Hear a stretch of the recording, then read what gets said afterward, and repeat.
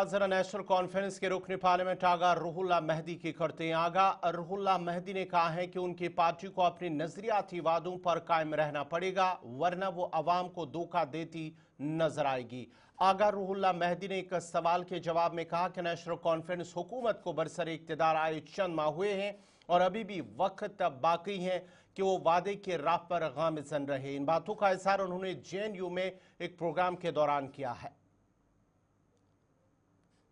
इसके बाद जब मैं हाउस अरेस्ट था और हमारे साथ बहुत सारे लोग जो है वो जेलों में भी बंद थे और कम्युनिकेशन जब खुली, मैंने तब जो बात करना शुरू किया, आई वॉज एक्सपेक्टिंग कि जब हम सब रिहा होंगे और कम्युनिकेशन खुलेगी, एक तहरीक शुरू हो जाएगी जिसकी क़यादत जम्मू कश्मीर नेशनल कॉन्फ्रेंस करेगी। और तहरीक अपने राइट्स के लिए, अपने डेमोक्रेटिक राइट्स के लिए होगी, अपनी डिग्निटी के लिए होगी।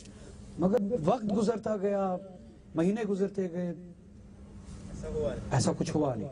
और मेरी डिफरेंसेस आज से नहीं है, मेरी डिफरेंसेस उस दिन से है।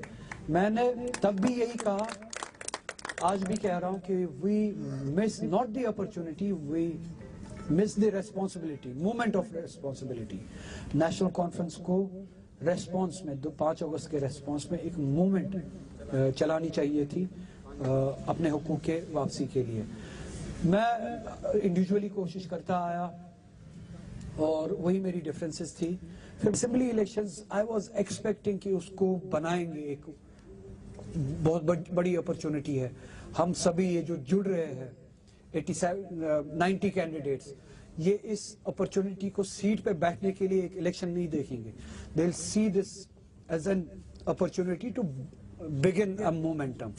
तो वो अपॉर्चुनिटी भी हमने खो दी। उसके बाद जो गवर्नमेंट बनी, मैंने यही कहा था कि आज भी कह रहा हूँ, this government is for resistance. ये आम गवर्नमेंट नहीं है, आम हालात में बनाई हुई गवर्नमेंट नहीं है।